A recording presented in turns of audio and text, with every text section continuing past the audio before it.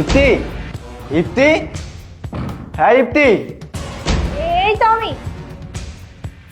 আরে ইপ্তি, তোমার সাথে এই ছেলেটাকে? আসলে আমাদের আইপিএসটা নষ্ট হয়ে গেছে। আইপিএস মিস্ত্রি। কি বলো, আইপিএস মিস্ত্রি তো এখানে বসে কি করছে? আইপিএস মিস্ত্রি তো আইপিএস ঠিক করবে, তাই না? আর তাছাড়া নতুন আইপিএস, সকালবেলা তো দেখলাম খুব ভালো চললো, তো এখন কি হলো?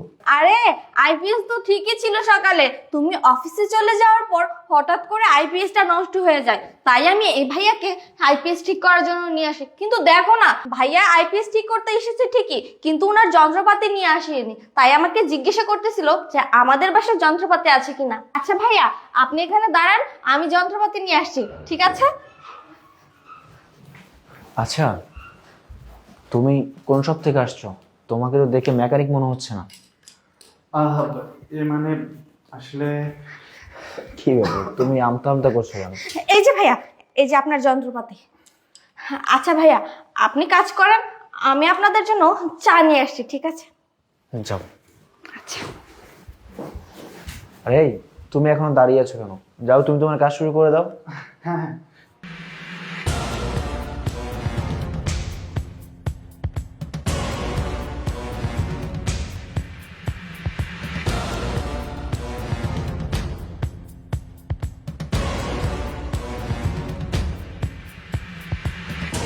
এই যে ভাইয়া, আইপিএস এর সামনে কোনো সমস্যা হয়নি।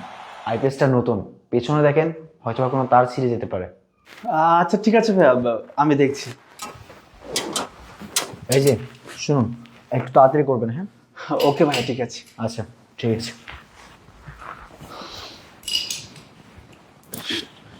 এই তুই কি করছো? চা বানাচ্ছিলাম। আচ্ছা, তুমি এটা কেমন মেকানিক এনেছো? ও আইপিএস সম্পর্কে কিছু বুঝে না। আরে হয়তো বা নতুন, এর জন্য হয়তো বা একটু কম বুঝে। ও শোনো, তুমি ওকে কিভাবে আনছো? মানে কোন নাম্বারে কল দিয়ে ওকে আনছো, সেই নাম্বারটা আমাকে দাও তো। কেন? আরে আমি ওদের শপে কল করে ওর নামে নালিশ করব। ও আইপিএস সম্পর্কে কিছু বুঝে না। আরে কি বলছো, ওর নামে কমপ্লেন করবে মানে? বুঝোই তো, ও নিউ। ওর নামে যদি কমপ্লেন করো তাহলে তো ওর চাকরিটা চলে যাবে। না না থাক, ওর নামে কমপ্লেন করতে হবে না তোমার। হ্যাঁ শোনো, তোমার না এত আগলা পেট দেখানোর কোনো দরকার নেই। আর ওর নামে যদি নালিশ না করি, ও আমাদের আইপিএসটা নষ্ট করে ফেলবে। আর আমি এতগুলো টাকাকে জলে ফেলে দেবো নাকি? শোনো, তুমি এত কথা না বলে আমাকে নাম্বারটা দাও তো। কি নাম্বার? এই যে, এই নাম্বারটা। ও, এই সব থেকে এনেছো? হ্যাঁ।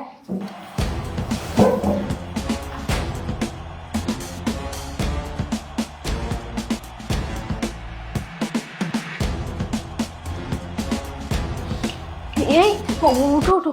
আচ্ছা, আমার হাজবেন্ড তোমাকে কি জিজ্ঞেস করেছিল? কি জিজ্ঞেস করিনি সেটা বলো। আমাকে বলছে আমি কোন সার্ভিস সেন্টার থেকে এসেছি। শুধু তাই নয়, বলছে কি আইপিএস এর সামনে না পেছনে নষ্ট হয়ে গেছে। কি সব উল্টাপাল্টা কথা বলছে, আমি কিছুই বুঝতে পারছি না। শোনো, এসব ভেজাল আমার একদম ভালো লাগছে না। আমি কি করি কি, আমি চলে যাই। হেই, কি বলছো? তুমি চলে যাবে মানে? তুমি যদি চলে যাও তাহলে আমার হাজবেন্ড সন্দেহ করবো। তুমি এক কাজ করো, আমার হাজবেন্ডের কাছে গিয়ে বলো যে আইপিএস এ বড় একটা সমস্যা হয়েছে, সেটা তুমি ঠিক করতে পারবে না। শপে গিয়ে ভালো কোনো মিস্ত্রিকে নিয়ে এসে ঠিক করতে হবে, বুঝেছো? এটা বলে চলে যাও। শোনো, তোমার ভেজাল তুমি মেটাও। তুমি না বলেছিলে তোমার হাজবেন্ড এখন আসবে না, এখন কি করে আসলো? এই, আমি মিটাবো মানে? আর আমি কি জানতাম নাকি আমার হাজবেন্ড বাসায় চলে আসবে? আমি যদি জানতাম তাহলে তোমাকে কখনো আসতে বলতাম না। এই! কি হয়েছে এখানে এত চিৎকার চেঁচামেচি কিসের? আরে দেখো না, একে তো আইপিএস ঠিক করতে পারেনি, তার উপরে বলছে কি টাকা বাড়িয়ে দিতে। আমি সাফ সাফ বলে দিয়েছি আমি কোনো টাকা দিতে পারবো না। আপনি চলে যান, আমি ভালো কোনো মিস্ত্রি এনে কাজ করে নিব। এই, তোমাদের নাটক অনেক হয়েছে, এবার তোমাদের নাটক বন্ধ করো। নাটক? কিসের নাটক? ও, কিছুই বুঝতে পারছো না তাই না? আরে তুমি আমাকে যে দোকানের নাম্বারটা আমাকে দিয়েছিলেন, সেই দোকানে আমি কল করেছিলাম। কল করে তাদেরকে বললাম যে এটা কি মেকানিক দিয়েছেন, যে কিনা আইপিএস সম্পর্কে কিছুই বোঝে না, কোনো ধারণা নেই তার ভিতরে। তারা বললো তারা নাকি তাদের দোকান থেকে কোনো মেকানিক পাঠায়নি। তাহলে এখন তুমি ভালো ভালো কি সত্যি করে বলবে যে এটা কে, নাকি আমি পুলিশকে কল করবো? না না না ভাই, পুলিশকে ফোন দেবেন না। শুনেন, আমি এখানে ইচ্ছা করে আসিনি, ওই আমাকে ফোন করে এখানে ডেকে নিয়ে এসেছে। বিশ্বাস করো, ও মিথ্যা বলছে। এই মিথ্যা বলছিস কেন তুই? শুনো, ও মিথ্যা কথা বলছে। বিশ্বাস করো, তুমি তো জানো আমি এরকম কাজ করতেই পারি না। আর বিশ্বাস করো, আমি সকালে না শপে ফোন দিয়েছিলাম মিস্ত্রির জন্য, কিন্তু ওরা মনে হয় পাঠায়নি। এটা মনে হয় মিস্ত্রি না, চোর। একে পুলিশে দাও, পুলিশে দাও তুমি। এই কি উল্টাপাল্টা কথা বলছিস তুই? তুই আমাকে চোর বলছিস? এই তুই আমাকে বলেছিলিস তুই আমার জন্য ওকে ছাড়তে পারবি, এখন তুই পাল্টি খাচ্ছিস?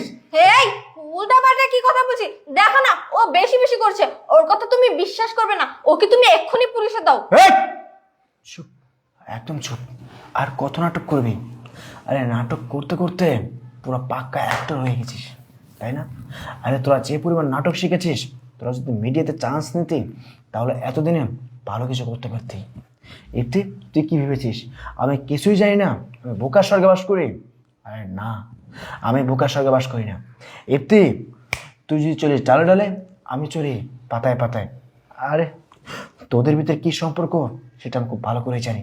আসলে তুই ভাবছিস যে আমি এত কিছু কি করে জানি, তাই না? আমি যখন বাসায় আসি তখন দরজা দিয়ে বাসায় ঢুকতে না ঢুকতেই ড্রয়িং রুমে আমার চোখ যায়, আর তখন দেখি তোর এই পরকীয়া নাগর তোর কুলে মাথা রেখে শুয়ে আছে। আমি সেই সিনটা দেখার পরেও না দেখার ভান করি। এই জন্যই না দেখার ভান করি, আমি জানতে চেয়েছিলাম তোদের ভিতরে কি সম্পর্ক, তোরা কি করতে যাচ্ছিস। কিন্তু শেষ পর্যন্ত জানলাম তুই আমাকে রেখে ওর সাথে রিলেশন করছিস, পরকীয়া করছিস, রাসলীলা রংলীলা করছিস। সি, আমার ভাবতে অবাক লাগছে যে তুই আমার স্ত্রী। এই তোকে না আমি আমার জীবনের থেকে বেশি ভালোবাসতাম, তোকে আমি অন্ধের মতো বিশ্বাস করতাম। আজকে তুই আমার বিশ্বাসের সরলতার সুযোগ নিয়ে তুই আবার খেয়ে আমার পরে আমাকে পেছন থেকে চুরি মারলি।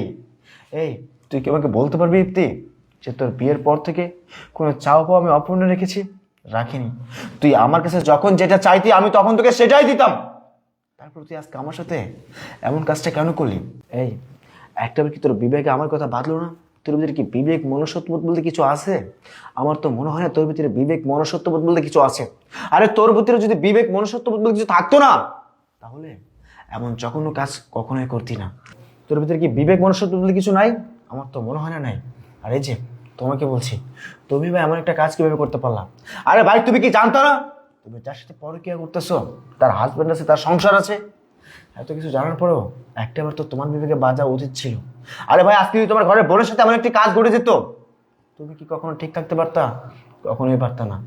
আরে ঘরের বোনের কথা বাদ দিলাম, আজকে যদি তোমার বউয়ের সাথে এমন একটা জঘন্য কাজ ঘটে যেত, তুমি কি স্বামী হিসেবে কখনো নিজেকে কন্ট্রোল করতে পারতা? কখনোই পারতা না।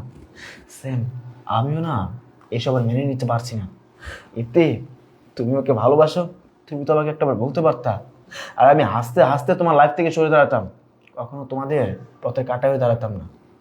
যাই হোক, তুমি যখন ওকে অনেক ভালোবাসো, তোমরা যখন দুজন দুজনকে ভালোই বাসো, তোমাদের দুজনের চারা এক করার ব্যবস্থা আমি করছি। আমি তোমার লাইফে আর থাকবো না, আমি তোমাকে ডিভোর্স দেবো। I want to divorce. হ্যাঁ, ভালোই হয়েছে। আমি তো এটাই চেয়েছিলাম যে তুমি আমাকে ডিভোর্স দাও আর আমি ওকে বিয়ে করি, সুখে শান্তিতে থাকি। এই চলো আমরা বিয়ে করব। এই থামো, বিয়ে করব? তোমাকে বিয়ে করব আমি, যে কিনা এরকম একজন হাজবেন্ডকে ছেড়ে দিয়ে আমার কাছে চলে আসতে পারে? কখন দেখা যাবে আমাকে ছেড়ে তুমি আরেকটা ছেলের কাছে চলে গেছো? তোমাদের মতো মেয়েদের সাথে না মজা করা যায়, এনজয় করা যায়, কিন্তু সংসার করা যায় না। তুমি এখানে থাকো, তুমি নেক্সট টাইম আমার সাথে যোগাযোগ করার ভুলেও চেষ্টা করবে না। যত সব। এই শ্রাবণ, কি ওকে ডাকছিস পেছন থেকে? তুই কি ভাবছিস ও তোর কাছে ফেরত আসবে? না, কখনোই আসবে না। আরে ও আসবে কি করে? কারণ ও তো তোকে কখনোই ভালোবাসেনি। ও ভালোবেসেছে শুধুমাত্র তোর দেহকে। তোর কাছ থেকে ওর চাহিদা পূরণ করা শেষ, ব্যাস তোকে ওর প্রয়োজন শেষ। শোন, তোকে একটা কথা বলি, সারাটা জীবন মনে রাখবি, এমন মানুষের পিছনে কখনো ছুটবি না। তুই যাকে ভালোবাসিস ওই রকম মানুষের পিছনে ছুটবি যে তোকে ভালোবাসে, তাহলেই তুই তোর জীবনের মূল্য পাবি। তাছাড়া জীবনের মূল্য কখনোই পাবি না। কথাটা মাথায় রাখিস।